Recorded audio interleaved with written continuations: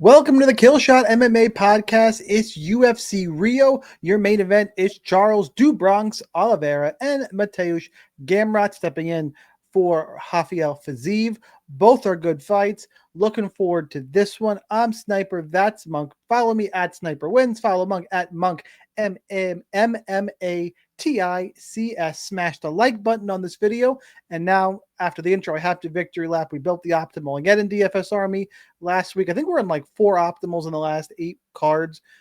I will admit it was a pretty chalky optimal this week. There were a ton of ties, but still, built the optimal on the show on my YouTube channel. Tons of screenshots in the Discord. You want to join up? Link down below in the description. Make sure you get in. And other than joining in the victory lap at Monk, how was your week last week? Pretty good, and I'd love to join in. I love the Yana Santos. Both Santos has paid off. I called Daniel Santos in the second round. Jakob Whitlocks comes through, gets the win over a terrible-looking Patchy Mix. Kill shot, cash it, baby. Love to see that. That was a good one. I probably lean. I do think Patchy Mix probably won, but anyone saying it was a robbery is a little bit fucking delusional. I want to go back and watch because I thought Whitlocks won majority of the second round, at least the first half. Yeah, but the bigger strikes were on Mix's side. That's why I was like, I'd probably give it to Mix, but anybody claiming robbery has not been watching MMA recently. Yeah, coming out that second round, his eye was already shut. I was like, oh my God, is this going to happen? And it did. And it did. Pretty much. All right, we got 13 fights to go over this week. One more time, guys, smash the like button, give you fight breakdowns, talk a little bit of DraftKings strategy, and let's go ahead and let's just dive right into it here. Going to start with the first fight of the night, Luan Lacerda and Saimon Oliveira. Lacerda is minus 245. Oliveira is plus 210. Your fight ends inside the distance, minus 400. So we are starting off the night with immediately what should be a pretty solid GPP fight to target. Your DraftKings salaries for this one. Lacerda is 8,900. Saimon Oliveira is 7,300. Monk, we didn't talk about this before the show, but I'm going to switch it up on you, and I'm going to go first and let you chime in with the stats right afterwards because it's been throwing me off recently. So I'm going to try and, rather than getting yelled at for stepping on you, I'm just going to say my piece, and then I'm going to try and shut up. Unless you say something stupid. And if I say something stupid, please feel free to jump in. What the hell was I going to say? Speaking of stupid. Oh, yeah.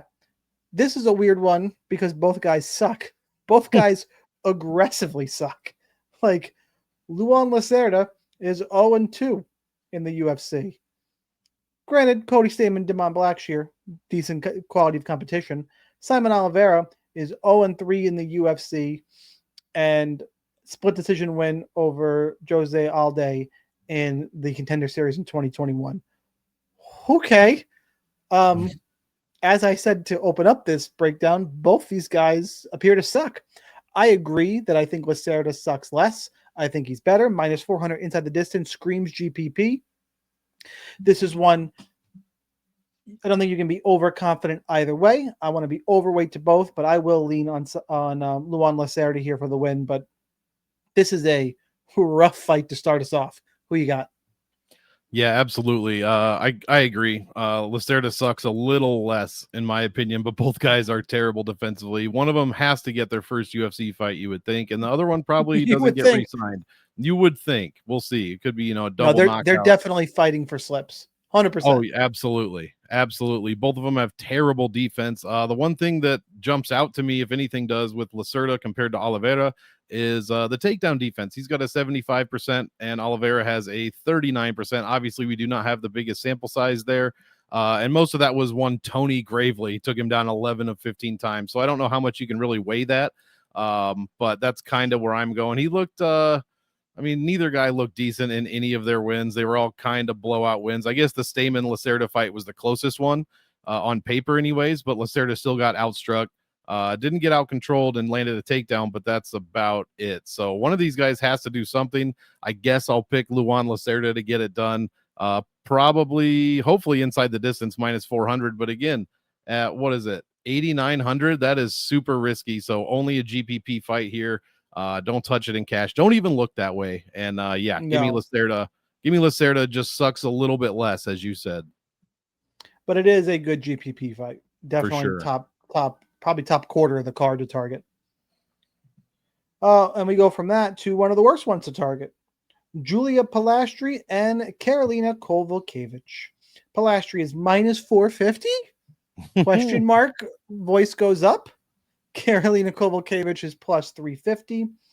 Fight goes to decision minus 375. Strongly expected to see all 3 rounds of action in this one. Your DraftKings salaries: Palastri's 9,400, Kowalkiewicz is 6,800. This is a simple breakdown. Even if I'm going to go ahead and I'm going to go out on the limb and pick Karolina Kowalkiewicz, but even if you're on the Polastri side, I don't know, outside of extreme games theory, how you are getting to Polastri. Cannot play her in DraftKings. That is too expensive. I think this line is too wide. Look, Polastri is not a world beater. Let's click over to her stuff real quick. You know, she's 2-2 in the UFC, plus a loss in Contender Series to Jazz Vicious. Obviously, 1 and 2. her losses are fine. Lupi's fine. I don't know about Knudsen, but look, I don't think she's not a dominant grappler. Kowalkiewicz, the problem here, she's this big of a dog because she's lost 2 straight. Yasmin Lucindo and Denise Gomes is at this point fight old, which is sad because she's 2 months older than me. It's just this is, you know, she's going to turn 40 4 days after the fight. She's fight old. She's a striker, but higher level of competition, definitely better at her peak. This line, I think it's just too wide. I'm going to edge towards Karolina and her experience. A Polastri win won't surprise me, but Polastri paying off in DFS would super surprise me. And I do think Kowalkiewicz at that to go the distance number plus the salary is a lock in your cash game lineup. She is the first fighter in for cash games. And outside of that, I'll play a little bit because I think she's live and she's cheap. And if I get 1% of Polastri, it's over what I'm thinking could happen, but who knows when I build. Yeah, don't want much of it. Monk, who you got?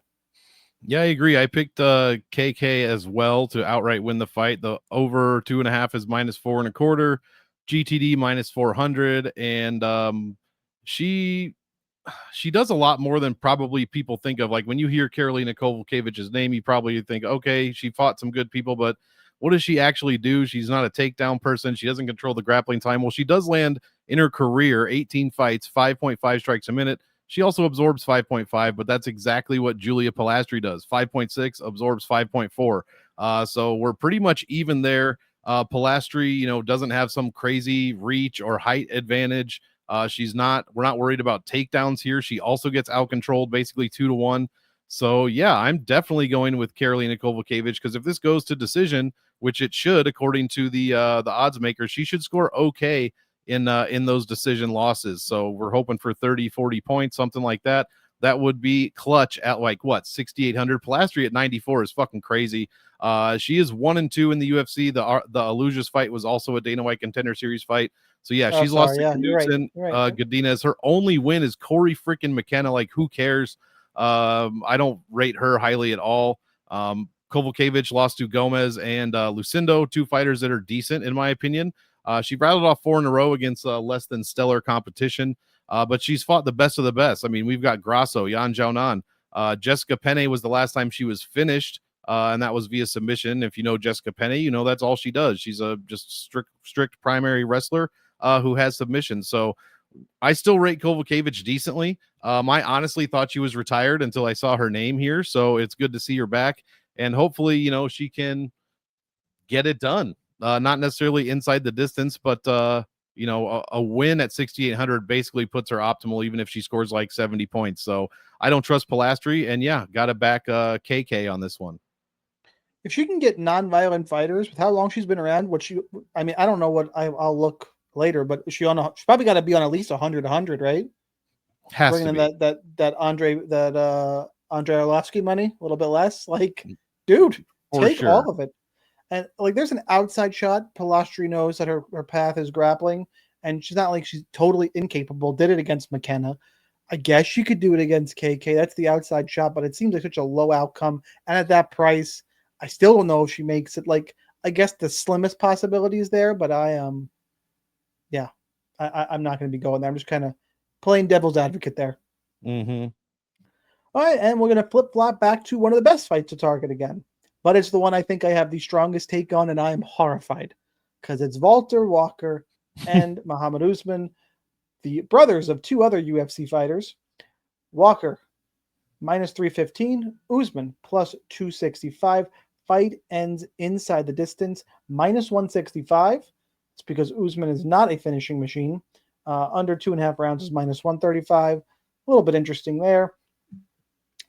Your DraftKings salaries for this one: Valter Walker is 9,200, Usman is 7,000. Valter Walker is a great example of, listen, it's not a knock on him, but he's kind of showed why heavyweight's a little suspect. 3 straight fucking heel hooks, and I get it, but we're talking Ryan Hall years. Like, heavyweight seems to be like 10 years fucking behind in terms of MMA technique. But he's getting the job done, and I think he's got a great matchup here.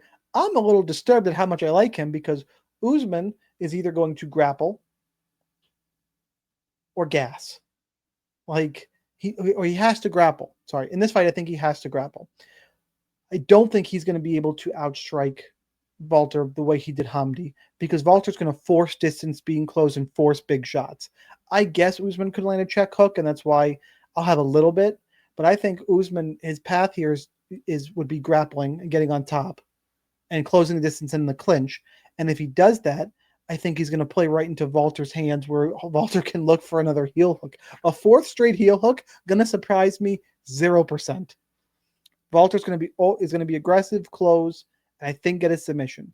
I'll play a little bit of Usman. I'm not going to full fade him. Oh, I don't think I did other prices, by the way. I think I skipped over that part. Got so excited to talk about the fight. Walker's 9,200, Usman 7,000.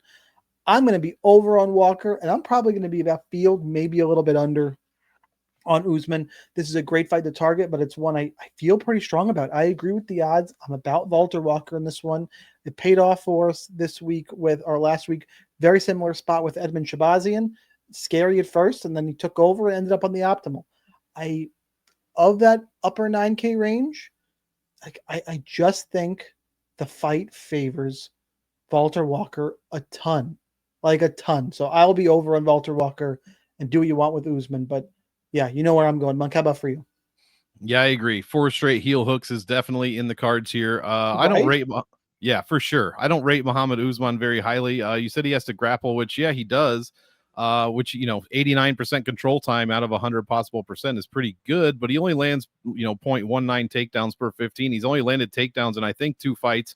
One was Jake Collier and one was Junior Tafa, and that's where most of his control time came from. That's 15 minutes in those 2 fights. Otherwise, it's 2 seconds, 0 seconds, 0 seconds, and 0 seconds against Abdelwahab, Peterson, and Parkin. So I'm not really expecting a ton of that from Usman. But if some reason he decides to do that, I mean, yeah, what's he going to do against Valter Walker? That's really not a good idea because the dude doesn't strike. He only grapples and wrestles, which has been good for us. And I think it can continue to be good even at 9,200. He scores pretty well, 110 points per win, which is exactly what we would need to consider him for the optimal lineup here. So I really like Valter Walker this week. I don't know what Mohammed Usman's possibly going to do here outside of just one big shot that knocks him out, but he also doesn't do that. He knocked out Zach Paunga, and then it's decision over Junior Tafa, decision over Jake Collier, decision Parkin, decision Peterson, just decision.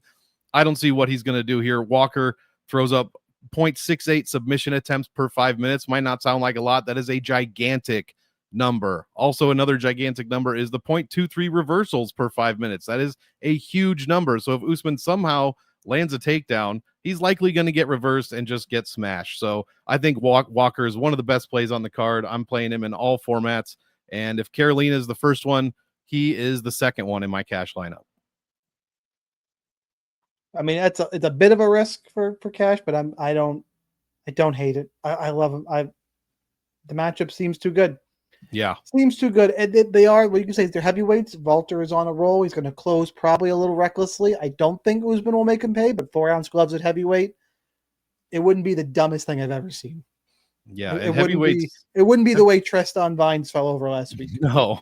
Yeah, and heavyweight is so thin because if you're that big and that athletic, you're probably playing a sport that pays you more than like 20 and 20. So that's kind of where we're at here with these lower echelon guys. All right, I gotta switch where I'm looking here. Let's move on and let's talk Lucas Rocha and Stewart Nicoll. Rocha is minus 130. Nicoll, the comeback is plus 110. Fight, I think this is an end inside the distance. It is at minus 180. DraftKings salaries for this one. Rocha's 8,500. Nicoll is 7,700. I'm going to be honest. This is the one I think I flip-flopped on the most, and I believe I wrote that in my notes. I did. This is weird because I think Stewart Nicoll can wrestle and control where the fight goes. But is it going to surprise me if he gets knocked out trying to do that? We're really still trying to get a gauge on how good these guys are overall because Lucas Rocha, 0-1 in the UFC, got choked out by Clayton Carpenter, beat Davey Bittencourt in the Contender Series, was taken down 5 times and then got a second round knockout. He's been taken down 7 times in his first 2 fights. Nicoll lost to Jesus Aguilar. He got caught in a guillotine. If he doesn't get caught in the guillotine, if he can get takedowns and not get caught in the sub, sure. Lucas Rocha, it's got big power on the regional scene. We've seen him put guys away. It's a little weird. We got minus 180 to end inside the distance 125ers. That's a little weird. And that kind of will push me over the edges. This weight class in the UFC at the higher levels typically don't see a ton of finishes. I'll take the guy who I think can control more minutes. And that to me is Stewart Nicoll. That's where the pick is going to be. It's really thin, though. I have flip-flopped on it because I think on the feet, Rocha is more dangerous. That plus the line value is getting back towards a pick'em where I think it should be. And DraftKings has this price at 8,500, 7,700. You're going to get instant odds value on Stewart Nicoll. It'll be chalky value. Everyone's going to see it. But I still think that's the right side of this fight. So give me Stewart Nicoll. Mark, how about for you? Yeah, I actually agree. I'm on Stewart Nicoll this week, and looking at Rocha's numbers, I just don't know what he does well. Obviously, he's got power because he's got 10 knockouts. It's the regional scene. At flyweight. It doesn't show in your stats. Exactly. Yeah, it is the regional scene. He's only landing, in the one DWCS and UFC fight, which is we only have 12 and a half minutes, I should say, of stats to even look at. So it's not a big sample size at all. 2 strikes a minute, gets hit with 4.5. He does have the power. He's not landing takedowns. He is getting out-controlled 97% to 3%. So I really don't know what he's going to do here. Nicoll should probably be 1-0, but he got caught, like you said. But before that, he controlled 2 minutes, 4 seconds of a 2-minute, 39-second fight, had a takedown, had more than double the strikes of his opponent. I know it's 8-3, but still, he was looking good in those first 2 minutes until he got caught. So his defensive numbers are still decent. Hopefully he looks to improve on that this time, not get caught by one Lucas Rocha, but you shouldn't have to worry about, getting gillied, hopefully, by this guy, even though he does have 4 submissions. But it's just a very small sample size from both guys. One looks a lot better on paper than the other. Nicoll's never been TKO'd, I believe. Yeah, only Aguilar is the only one that finished him, whereas Rocha has been subbed, has been KO'd before, just seems a little bit more volatile. And I just kind of like what I saw from Stewart Nicoll out of that first 2 minutes. If he didn't get caught in that, I mean, we're talking about a pretty dominant round 1 overall, and who knows what the rest of the fight looks like. Maybe he gasses. We don't really know that yet. So I'm going to pick Stewart Nicoll. I'm going to have more of him in GPP lineups, and hopefully I don't need him in cash games because I'd like to look for something a little bit more secure than that. But again, his numbers looked pretty good for the small sample size that we have on both guys. Yeah, the odds value makes him live in cash. Yes, that is true. Yeah, for sure. Put him in play. All right, let's talk Irina Alekseeva, Russian Ronda, I believe, taking on Bia Mesquita. Mesquita, minus 525. I'll explain to you why in a second.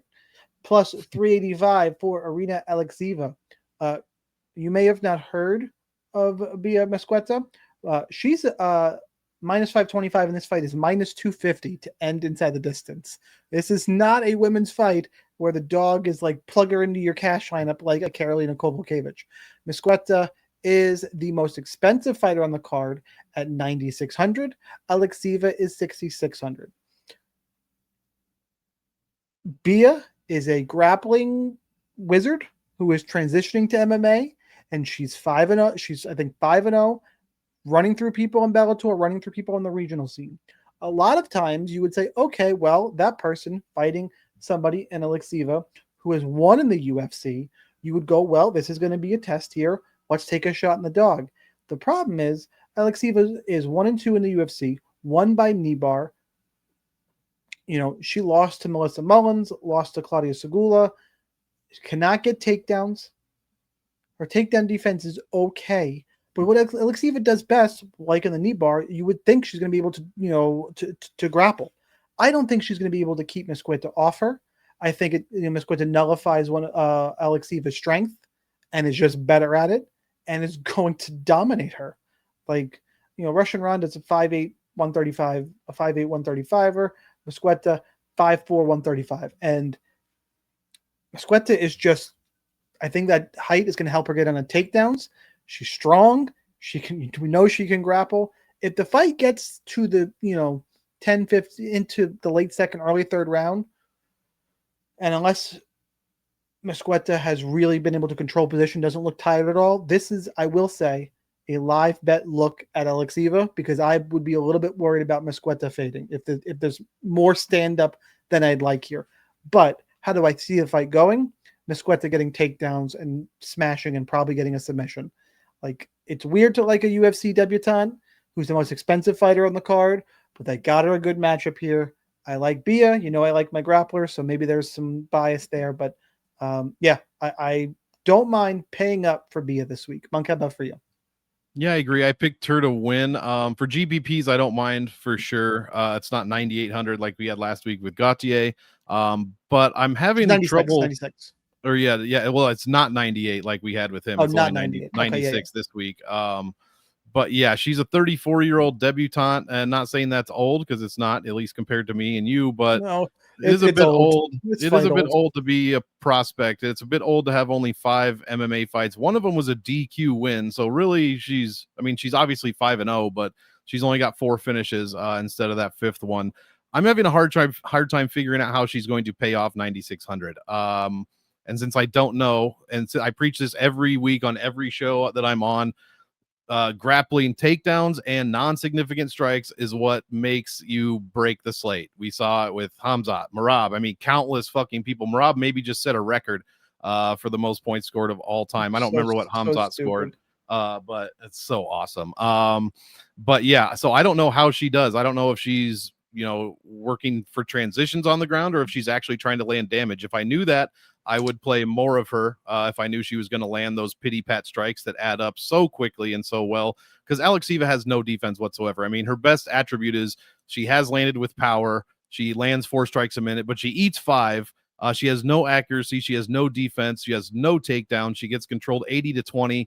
It's really, really bad. I mean, her takedown defense is at 66.67, which isn't great, not terrible. But again, that was probably who do we got here? Oh, she's only been taken down once, I guess, on 2 attempts, but even still, I got to go with Beatriz, but I just don't know that she's going to pay that off. So I'll play her in GPPs. I'm not touching it, not touching this fight at all in cash games.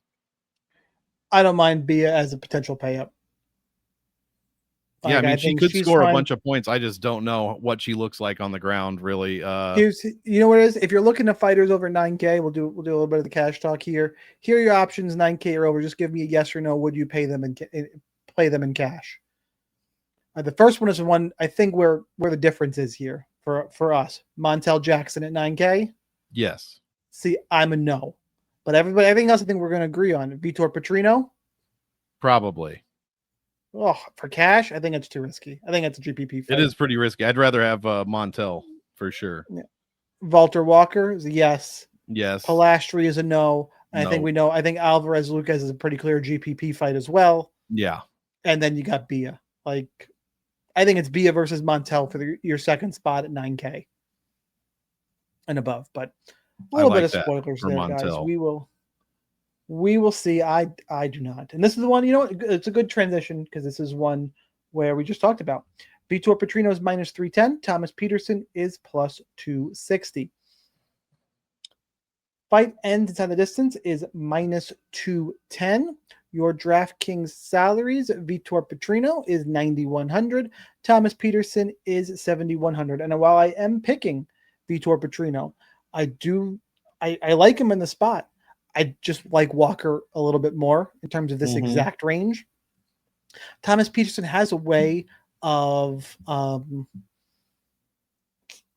getting the fight where he wants it.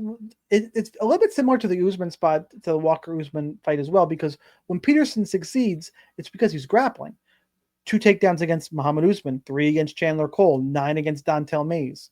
Couldn't grapple effectively against Pogues or Gaziev, lost the fight. Vitor Petrino, 71%. A lot of those came against his back and forth wild fight against the Pleasure Man, which I know I just had to say because Mung loves the Pleasure Man. But look, he's controlling fights. I think he's got the better grappling. I think he's stronger. I don't think Peterson's going to have his way grappling is my point. And if he can't do that, then I think Petrino could knock him out. He could grapple Peterson. I think there's plenty of paths for Petrino.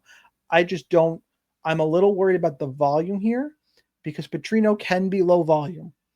And if he's not getting those takedowns or if he's having success in the feet, he's not guaranteed to put up a big score despite that minus 210 number. I see some volume concerns here in terms of the scoring potential. I will still be overweight to Petrino. I do like him in this spot. And Peterson, in terms of dogs to pay down for, I think he's fine because it's a minus 210 inside the distance prop fight. It's just not a priority. I like him more than I like Alekseeva or Luke Gay or Kaan Offli, who we're going to talk about. I fucking hate that motherfucker this week. Can't wait to talk about that fight. So he's in the mix in terms of, GPP punts, but I'm definitely on the Petrino side. How about for you, Monk? Yeah, I agree. I'm on the Petrino side for sure. Yes, he is lower volume, lands about a strike less per minute than Thomas Peterson does, but the takedowns are there, the grappling time is there. And Thomas Peterson has the same thing on the numbers. I mean, 99% control time is fucking crazy. 1.5 takedowns per 5 minutes is crazy. But look who he's fighting. Like Dontel Mays, 9 of 9. You can't. Anyone could do that to Dontel Monk always Mays. called him milk sack. Oh, not Monk. Sorry, Geek always called him milk sack to this day. Yeah, for sure. I mean, he's fighting Mohammed Usman. That's the only guy that. Actually, that's not the only guy. I guess Chandler Cole did it in the DWCS. Whoever that isn't that guy the announcer for WWE or something. But Mohammed Usman, one attempt is the only attempt that's been made against him in the UFC. I mean, Jamal Pogues isn't doing it. Gaziev Mays isn't doing it. So Petrino is going to test that 100% takedown defense of Thomas Peterson for sure. And what Thomas Peterson lacks mostly is his power in the UFC. Yes, he's got 7 KO TKO wins. He's got none in the UFC. Decision over Mays, decision over Usman, decision. I guess that's it. He did sub Chandler Cole, but that's DWCS. So I really like Petrino here. He might be lower volume, but he does pack a punch. I think he's got better takedowns. I think he's got better control. I think he's the better all-around fighter. But I agree. You should play both sides in GPPs because who knows? Petrino could just, sometimes he does Petrino things and where he doesn't look good. But that said, he's lost to Anthony Smith, which was a very stupid loss. We both called that one. He's going to get gillied, and he put himself in a guillotine. Not ideal. And then he got KO'd by Jacoby, who is a very good kickboxer, very good striker overall, and Petrino's just not that level. So he was unable to get takedowns against Dustin Jacoby, which was the problem. But I think he can do that against Peterson. So I'm looking for Petrino to hopefully finish inside the distance. If not, I'd love to see a couple takedowns and really a lot of work on the ground if we're going to win by decision. Because I think even at 9,100, if he goes that route and he racks up some points, he can definitely pay off that salary. So I agree with you as far as placement. I don't like him as much as Walker. You don't agree here. I don't like him as much as Jackson, but I think he's right. He's right in that range for sure. Yep. All right, let's move on. Let's talk about the feature prelim. Jafel, Filho, and Clayton Carpenter. Carpenter, now the favorite at minus 120. Filho is plus 100. Fight goes to decision. I knew it was relatively close, that's why I hesitated. Minus 145 to see all 3 rounds of action. Your DraftKings salaries here. It's the mid-range fight. Carpenter's 8,200. Filho is 8,000. I think the Filho should be slightly favored here. This is probably one where I'm going to go bet Jafel Filho. I think he is being a little underrated. I think he can get takedowns. I think Carpenter can give up takedowns. We've seen it. On top of that, if this fight's favored to go to decision, well, I think Filho's going to win more minutes. Plus, he's the Brazilian in Brazil. If you want that little extra nudge there, which we're going to talk about, I think a little bit more in the main on the main card. All signs to me point towards Jafel Filho. I think it's an okay fight to target for GPPs. Both the other mid-range fights are better. Guillermo Oliveira, Pinto Diniz are the other mid-range fights. They're both better for GPP. But I do think this fight is fine. It's not one I'm going to ignore. It's not one, it's not Aswell Almeida or some of the favorites like Polastri I'm going to be ignoring. So give me Filho, probably a better bet than a DFS fight, but okay overall. I think the takedowns are going to rear their ugly head here. Clayton Carpenter's got 42% takedown defense. Monk, tell us about it. Yeah, that is kind of a hole there. I like Carpenter just a bit better overall. I think I led you into it. Yeah, I think he's more well-rounded overall. Like both guys have a decent amount. I mean, Filho's got like almost 50 minutes of fight time. Carpenter has 40. And in that fight time, they both average about the same amount of takedowns per 5. They both get taken down about the same amount per 5 minutes, even though one's takedown defense is significantly lower than the other. And then Carpenter averages more grappling time overall. Both of them throw up a ton of submissions, reversals. The edge that Carpenter has is obviously his volume. He's landing 2 strikes more per minute than Filho is. Neither of them are absorbing anywhere close to 3. So I just like that edge a little bit more from Carpenter. I think he's got more tools to use. And I'm just not a fan of what I've seen from Filho overall. Every time he fights someone that can kind of wrestle, which is Nascimento and Makayev, they can do more than kind of wrestle. He loses. Carpenter's only lost to he's also lost to a premier wrestler in Tajir Ulanbekov. No one else has really tried to take him down. So it's going to be a battle of the takedowns and control. Who can get it done over the other person? So I just happen to like Carpenter just a bit more, not touching it in cash. Don't want it. But definitely a GPP fight for sure. Even though it's minus 145 GTD, I still think this is a great opportunity to land, to get some takedown points, some control points. And we'll see if the striking of Carpenter pays off in the end. Because while Filho has very low volume, he also absorbs 1 strike less per minute than Carpenter does. So mostly because he's got his opponents in either control positions or something like that. He's also been knocked down. I believe it was by Daniel Perez. So Carpenter does not have any knockdowns of his own. He's only got 2 KO TKO finishes. But at the same time, Filho is the submission guy who's been subbed twice. So there's a lot of question marks in the air here. I'm just going to go with the guy that has, that brings a couple more tools to the work site here. And I'll go with Clayton Carpenter. A little bit disagreeing from us this week. This is interesting. It's the first time in a while. Right. Michael Aswell, and Lucas Almeida. Aswell's minus 145. Almeida is plus 125. Fight Odds doesn't even want to talk about this fight. It's minus 140 to go to decision here. Your DraftKings salaries should be right in the mid-range. Aswell is 8,600. Almeida is 7,600. Look, again, this is not a good fight to target. We're kind of in that this week, kind of the middle of the card is where I think things dip off. Last week it was pretty back heavy, and that paid off. This week, I think we start off okay, a little lull in terms of good fights to target, and then we close decently strong here. I lean towards Almeida because I just think he's a little bit better overall, and again, in Brazil, going to the scorecards and what I think is going to be a close fight. And at these prices, I'm just going to take Lucas Almeida. It's not even a hard line take here. Just, as well as 0-1 in the UFC, lost to Bogdan Grad and Balaji Oki. Both guys are okay, I guess. Stand and trade doesn't have, plenty of strikes. But I don't think Lucas Almeida is going, the volume of both these guys is actually up there. But he's been in there. Yes, he's 2-4 in the UFC. Or 2-4, 2-3 in the UFC, one overall. But his losses, Andre Fili, Danny Silva, Pat Sabatini, and Contender Series against Daniel Zellhuber. Like, this is a strong fucking strength of schedule here. Like, it's got to be up there. As well, got Grad and Oki. pretty good strength of schedule as well. I think Almeida's got a little more impact on his shots. Plus, they're in Brazil. Close fight. Give me Aswell. But I think we're going to see 3 rounds of strike. And if we go to decision, this one won't end up on the optimal. Monk, who do you got? Yeah, I also picked Michael Aswell here. I picked Almeida. Oh, you just said give me Aswell. So yeah, Did I? yeah. So we'll I meant disagree. give me Almeida. God, We'll disagree so on. I see what happens. Is you don't listen to the breakdown. You just tune in for the last 5 seconds. I appreciate it. That's right. Real That's what I do. professional, this guy. No, I like. We got Contender Series on. What are we supposed to do here? Yeah, exactly. Well, Jesus, that guy. I look up every 10 seconds, and this guy's a little bit bloodier every time.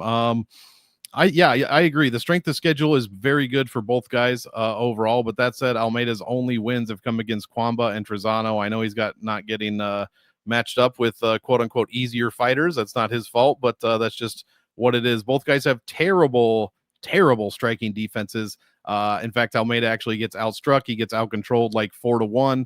And he's not yet landed a takedown in the UFC while giving up almost half a takedown per 5 minutes at a 54% rate. Meanwhile, Aswell, and this is going to sound crazy, but his striking is Josh Van-esque in the. I mean, I know this is a small sample size, so we'll start off with that. But so far, 7 strikes a minute in the first, 9 in the second, and over 11 in the third round. We've got 10 minutes of each round there to work with, so it's not a ton again, but it is some. So his striking is much more, prolific as far as volume than Almeida. But other than that, neither guy has good striking defense whatsoever.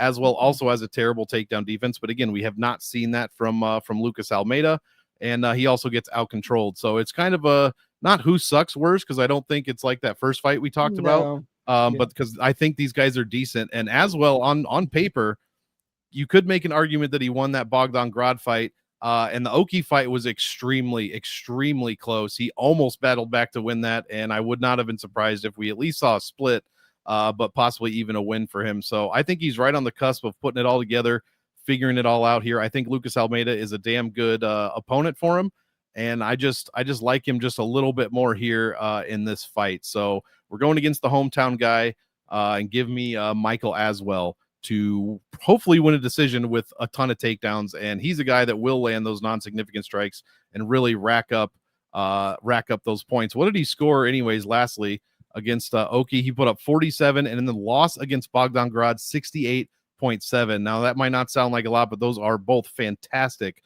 losing scores in a 15-minute fight. So yeah, I like what I've seen from Aswell. Give me him to get the win and a ton of points.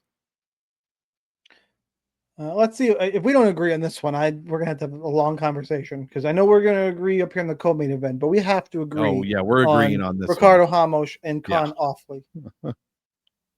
Oh man, Ramos is minus 185. Really strong parlay piece, guys. Plus 155 for Kaan Offli. Fight ends at a distance, minus 125. Your DraftKings, so 50-50 to go to the scorecards. Your DraftKings salaries for this one: Ramos is 8,800, Offli is 7,400. Ramos live in cash games. Look, I don't mind playing him everywhere. I think Kaan Offli is bad. I've said it on this podcast before. I'll say it again. Like, he's 0-2 in the UFC now. Lost a Contender Series fight to Myron Santos. Lost to Mohammed Naimov. I know he got controlled in that fight. I actually think it was not looking good for Naimov. Ramos, on the other hand, yes, he's lost to Jourdain, Rocha, Chepe. They're looking to get him a W. And then Tubara Tukagov, Lerone Murphy, Said Nurmagomedov. Holy shit, his losses. I mean, no, he's 8 and quick look like 8-6, 8-7 in the UFC. This is a solid career. Wins over Culibao, Chavez, Bill Algio's a decent win. Like, he kind of beats who he's supposed to beat and loses when he gets a tough opponent. And I don't think Kaan Offli is a tough opponent.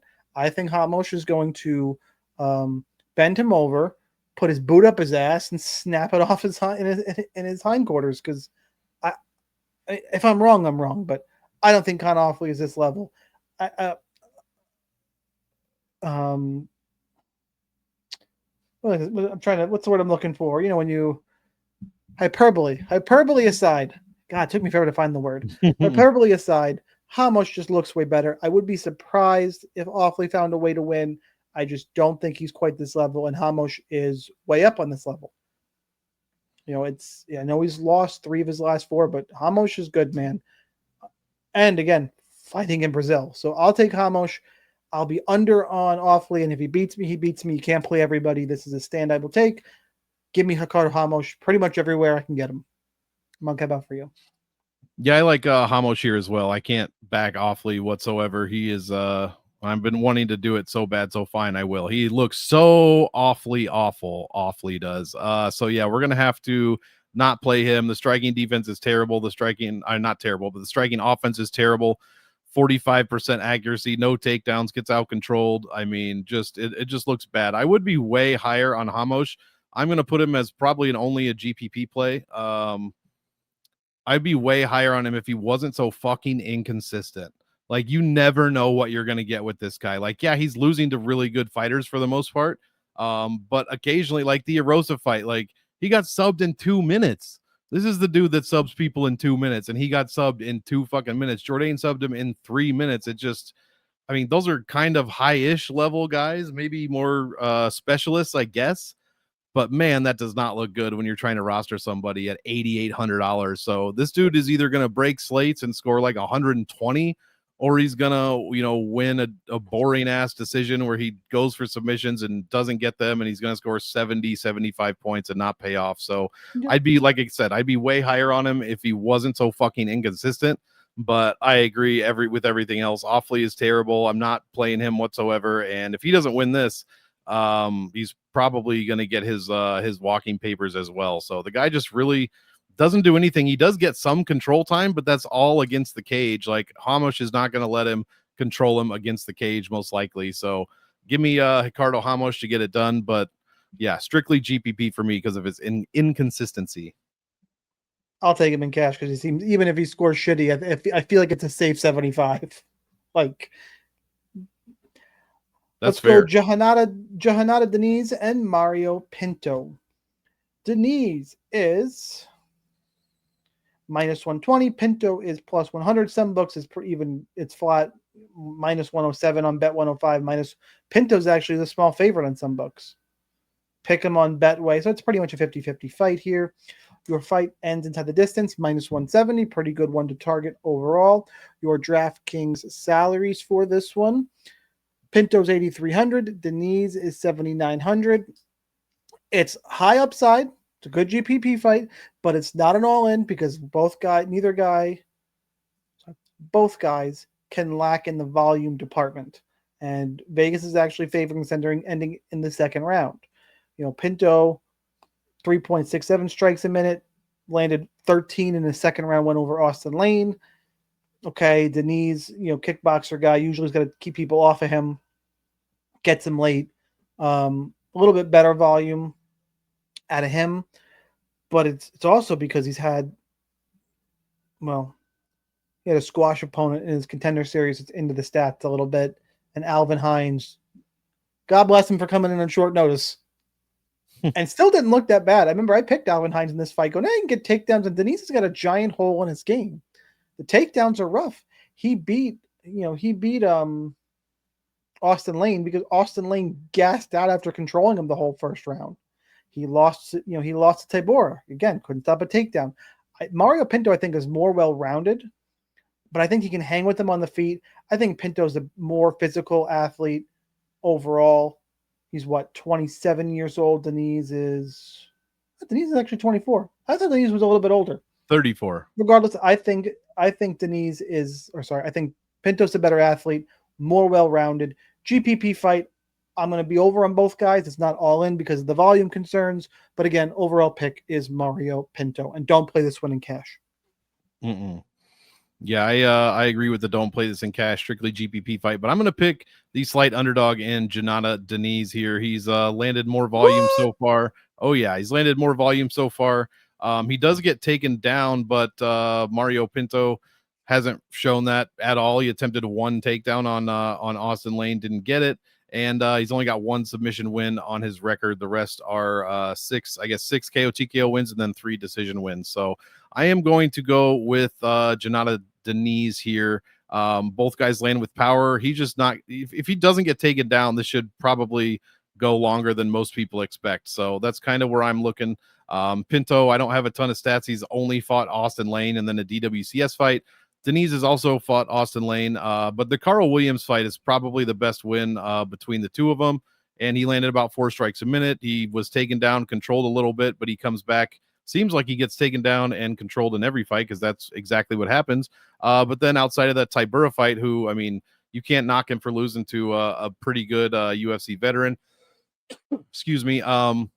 He does exactly what he's supposed to do. He battles back, he gets up, and he he doesn't always finish, but he's finished a couple of these guys, and he looks better, it seems like, as the fight goes on, as long as he's not on his back. Like 3.5 minutes in the first, or 3.5 strikes in the first, almost 6 in the second, and then a solid 5 in that third round is what he is dropping. So we'll see if Pinto can get it done early, or if Diniz is going to come on later and rack up more points in the back end. So that's kind of how I'm looking at this one. Like you said, do not play in cash, but I'll pick the real life Fred Flintstone to get the win here.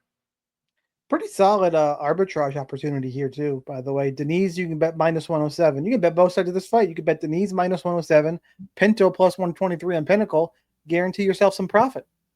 Yeah, right. Like, check out the ARB calculator over on Sharp app, and I mean, it's there. It's sitting right here, right? You can go bet both sides, lock in a profit. Again, it's small wins, grind it out, but it's right in front of me.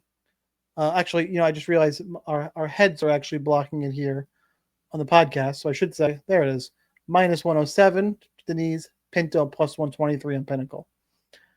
And I will now try and get our gorgeous heads back up there. And we can move on and we can talk about Vicente Luque and Joel Alvarez. Luque is plus 400, Alvarez minus 550. Fight ends inside the distance, minus 400, minus 135 to end under 1.5 rounds. So probably one of the stronger GPP fights on the card for sure. Joel Alvarez is 9,500. Luque is 6,700. I will say that Joel Alvarez has proven me wrong. He gets better and better. Didn't think much of him when he came in, but his striking looks more dangerous, has improved. The grappling threat is there. The wrestling has come along. He looks like a legit threat. I still think this line against Vicente Luque is disrespectful to Vicente Luque. And I'm aware that Joel Alvarez has looked damn good. But I mean, Joel Alvarez is what is he? 4-7-2 in the UFC. Losses to is Magulov in his debut, and then Arman Sarukian can't knock him there. And it's got decent, got impressive knockout wins over Elvis Brenner, Drakkar Klose. Vicente Luque, though, embraces the firefight, and I know he's lost to he's lost 4 of his last 6, but it's Bilal, Jeff Neal, Joaquin Buckley, Kevin Holland. Like, let's fucking just pump the brakes a little bit, guys. I think this is a true test for Joel Alvarez. Now, all of that preamble aside, I'm still going to pick Joel Alvarez. I do think he is the right side to be favored. I just think this is too much. I think he's younger, more aggressive. He's well-rounded. But Luque is plenty live to catch Alvarez coming in. We've seen Luque put out the likes of Bilal Muhammad and plenty others before. We know Luque is, if Alvarez, who when he came in, his submission game was better than his wrestling. If he takes a not smart shot because he's hurt or just makes a mistake, Luque's got a sick anaconda choke, Darce choke. He's really strong at that technique. Like, Luque's got multiple paths to victory.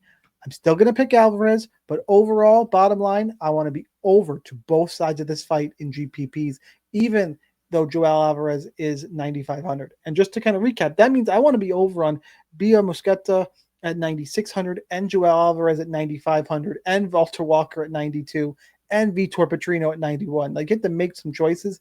That's why you go and you're going to have to hedge back. Okay, I'm still going to have to play some. We got KK, who we talked about. We said Thomas Peterson is live. I'm going to run back some Figgy. We'll talk about that in a second. But there's, Simon Oliveira is probably going to get some more ownership, not because I think he's great, because that fight is total coin flip in my mind, and he's super cheap. Like, this, to me, this is setting up like a pretty stars and scrubs type of build this week. And you just need to be on the right scrubs. And I think Luque is one I want to be overweight to him. And he might come in at 15% ownership. I can double that up to 25-30. I think I'm fine with that. I want to be over to this fight. I think the line is disrespectful. I cannot emphasize that enough while I'm going to still pick Joel Alvarez. Monk, how about for you? Yeah, I kind of agree. I'm on the Alvarez side here. The issue with Luque is, yeah, he's got great volume. I mean, in his career, it's well over 5 strikes a minute. Well, barely, I should say. He does get outstruck slightly, but ever since that Nicoll fight where he got KO'd pretty viciously, I mean, he landed 8 strikes a minute in that one, but that was the brain bleed fight and took a year off and just hasn't looked the same against RDA 2.8 strikes, Buckley 2.5, Garimbo 2.3. Holland was 3.9, but he got hit with, I mean, in all these fights, he got hit with 6.6, 5.7, 6.6. Like, he's getting hit more and more and more. And while he is finding submissions on guys like Garimbo, who just don't know what the fuck they're doing on the ground, I'm just not sure he's the same Luque of old, even at 33 years old. So I like Joel Alvarez here.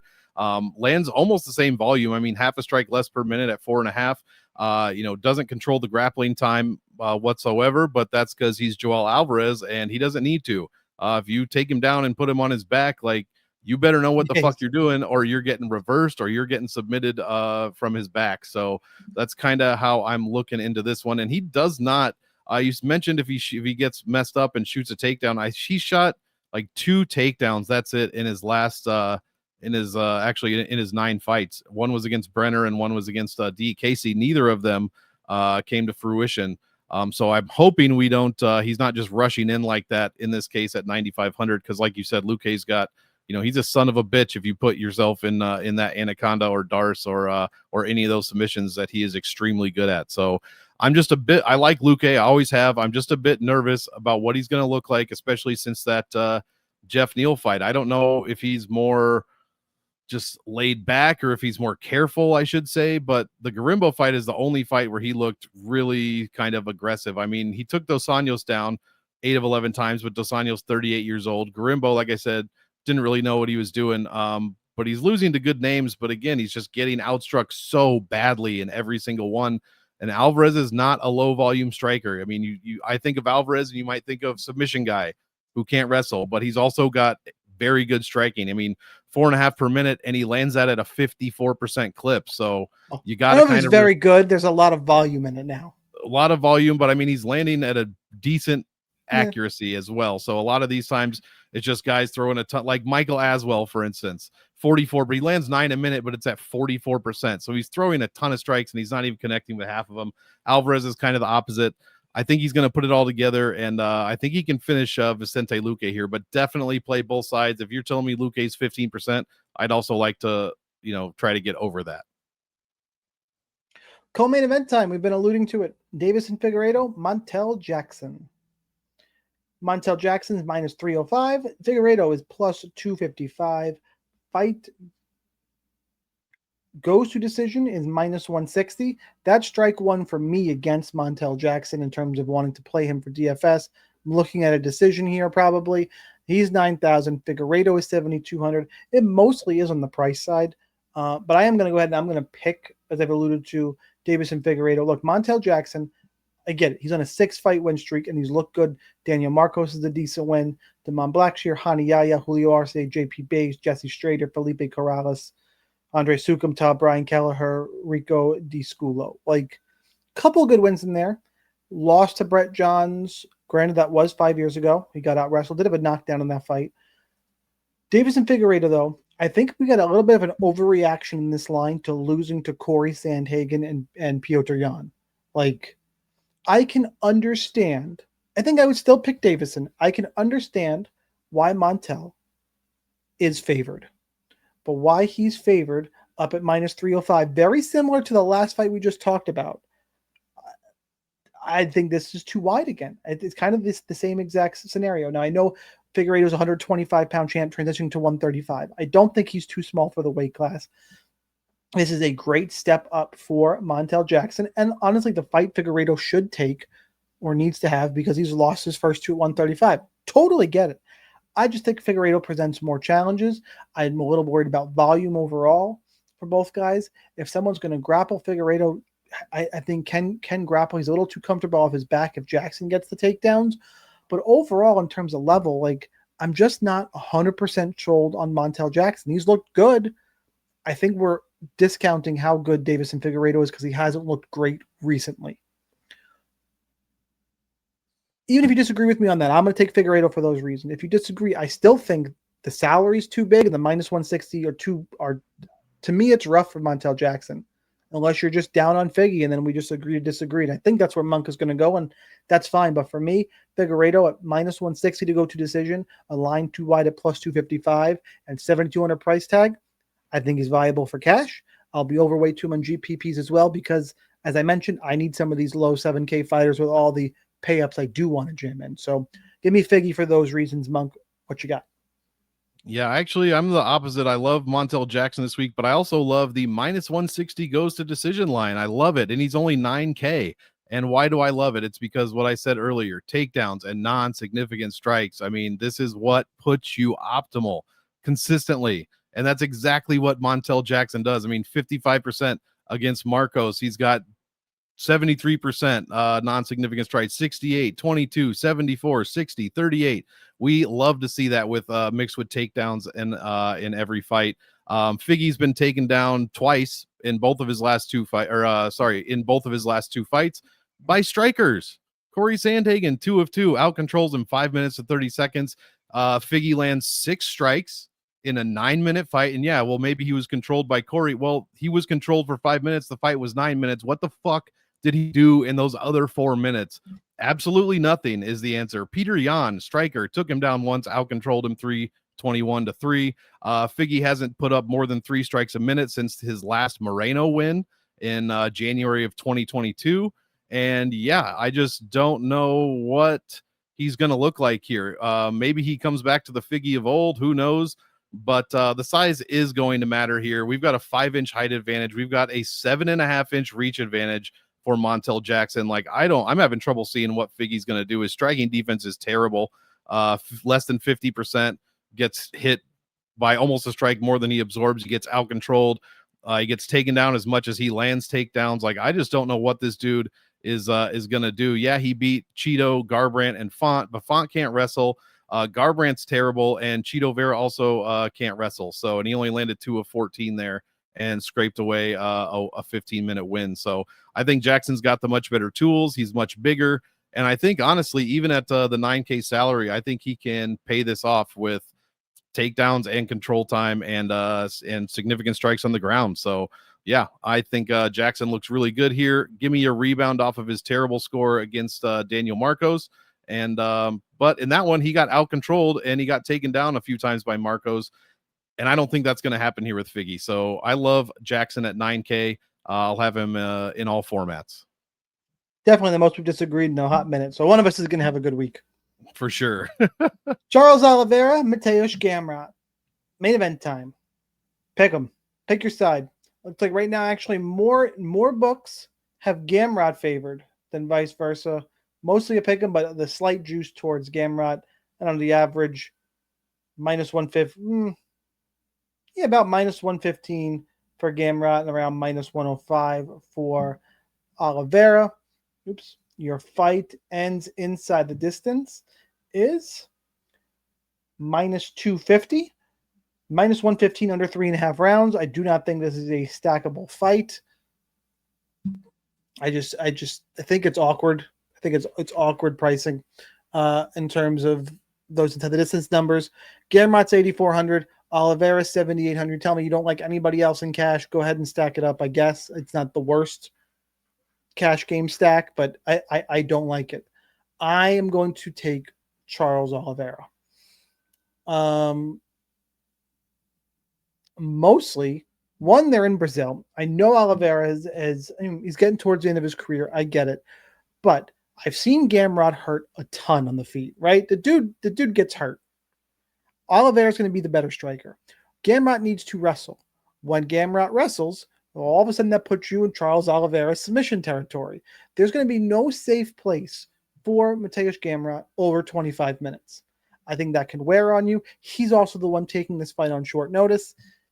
I'm leaning towards Charles Oliveira. I probably want to be, honestly, the main event fighters, the ownerships are always inflated. I do think I still want to be over on Charles Oliveira. This is not a spot I want to be over on both.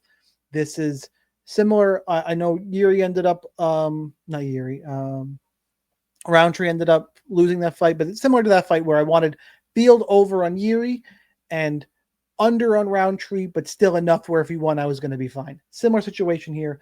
Like hypothetically, and then ownerships are at DFS Army. We'll have them all up later in the week. Make sure you subscribe down there. But hypothetically, both guys are 40%. I probably want 40 to 50 Oliveira, and I want to be in that 25 to 30% range Gamrot, where I'm under the field. I'll lose traction, but it's not going to crush me. Oliveira is my pick. Monk, how about for you? Yeah, I probably agree with a lot of that. You got to play both sides in all formats, I think, but I wouldn't stack it either. But you can pick either one in cash. You can pick either one in GPPs. I do love that aspect. I'm going to go with Gamrot here, very slightly. Of course, this is the disagree. This is the disagree show. One. Yeah, I'm going to go with Gamrot ever so slightly. And again, he's extremely consistent, especially in decision fights. He's only lost to pretty much the best of the best guys as well. I mean, not Ilya and Arman and Islam, but Dan Hooker and Beneil Dariush. They're not far behind, to be quite honest. Maybe a step or two, but it's not like way back. And when he wins, I mean, he's scoring 131 in 15-minute decisions, 117. Like, he's making tons of optimal lineups. But you said it. It is, if there's one hole in his game, it's that fucking chin. It is that chin. He's been knocked down like 4 times in his last 10 UFC fights. Oliveira can definitely crack for sure. But other than that, I mean, the statistics, the numbers are relatively even for the most part. The striking numbers are pretty much identical. Gamrot does land 1 takedown more per 5 minutes than Oliveira does, and he controls 90% to 10% of the grappling time, whereas Oliveira is more 50-50.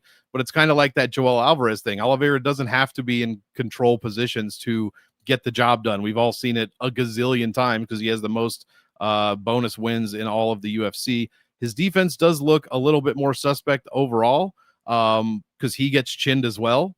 But Gamrot is a little bit more worrisome, I think. So if he can avoid those shots from Oliveira, because Oliveira can surprisingly crack, I think he's going to be okay. I think he's going to be okay on the ground. He's never been submitted. That is correct. So this would be the first time. There is a first time for everything, but hopefully it won't be this one. If he can get Charles down and just control time, and then again, I feel like a broken record. Tons of non-significant strikes, which is what he does in these fights to score 130 points in 15 minutes. I think he has a very good chance of paying off. He's been optimal 4 times in 8 wins. Charles has been optimal 4 times in 5 wins. Charles has put a couple people optimal when he loses. But that's about it, man. And much like I meant to say this for Montel Jackson, who puts up 105 per decision win, Gamrot scores 110 per decision win. So that is an extremely high number. Most of the time you see guys, obviously the finish nets them more points than decisions. Not when you're a wrestler that actually is active on the ground, which is exactly what Gamrot is. So as long as he doesn't get chinned, I like his chances here. People were wondering, even in his last fight against Klein, like, oh, I don't know, Klein is this striker and da. Well, Gamrot just took him down a gazillion times and tons of control time, tons of strikes, significant and otherwise, and just racked up like 117 points in 15 minutes. So that's exactly what we are looking for. If he does that here at 8,400, that is basically a guaranteed optimal. So the average optimal value is 13.15x. He would need 110 to 110.5 to be optimal there based on that number. And I think he has the chance to go over that in a 5-round fight as long as he doesn't get chinned. It is so frustrating to watch this dude. He's got a 60% striking defense, and he's got he's been knocked down 4 times in his past 10 fights. It's just crazy. So he needs to shore that up. And I think he has a possibility to get a big win over a still very big name in Charles Oliveira. But again, play both sides because Oliveira could crack him. I could be wrong and Oliveira subs him on the ground. That is definitely a possibility. So love this fight. I can't wait to watch it. I agree with Sniper. Don't stack it, but play a bunch of this fight in your GPP games. I even like Gamrot. I like them both in cash separately. So you got to make that decision on your own. I mean, don't stack it. I mean, but yeah, I'm going with Gamrot here. It's time for Gill Shots. Do not go anywhere. Got to do the show's namesake. First, though, smash the like button. Make sure you share with your friends. Subscribe at DFS Army. Tons of screenshots everywhere flying around. Come join the party. That being said, a kill shot is an under-owned GPP play that can help you take down a tournament. No main event. Yes, it can be a favorite. Who's going to be sneaky that can help you win it all? I'm not worried about us stealing each other's picks this week. So I'm gonna go. I'm gonna go 2.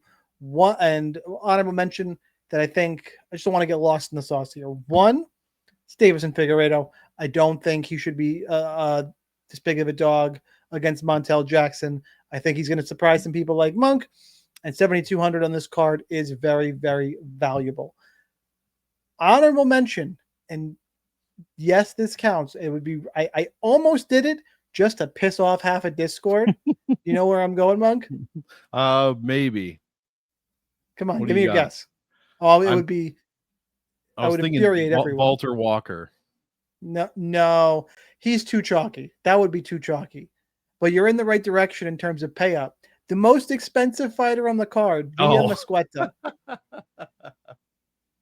I think she's going to come in at like 20 to 25%. No, I'm not the ownership guys. The reason I don't do it. That's probably close. That seems too low to me at this minus 250 into the distance. Big grappling advantage. Like, I think there's pass here. Do not get. I wanted just to piss everybody off, but I understand she's the most expensive fighter on the card. But if you can get leverage anywhere, like Walker's going to be 40 to 50% owned. Like that's it's hard to get leverage on. I can get leverage on Bia. So mostly I'm just kind of a shout out to everyone who watches. Like, don't get lost on her. I won't make her the official kill shot. I'll stay with Davison. You bunch of bitches. Monk, who you got? Yeah, I'm trying to decide. I guess I'll go with the huge underdog in Karolina Kowalkiewicz. I'm going to pick her as the kill shot. A second would be Stewart Nicoll, but again, that's minus 180 ITD. I don't know if I really like that a ton. Other underdog would be Fred Flintstone and Jhonata Diniz, but I think Kowalkiewicz really fits most of my criteria here. We'll see if we can get lucky twice in a row. Lucky one time. That's right. One time lucky. All right, guys. One more time. Smash the like button. I want to see everybody in the Discord rolling through. That's what we got for UFC Rio. For Monk, I'm Sniper. Good luck, guys. We'll see you at the top of the leaderboards. As always, have a good week.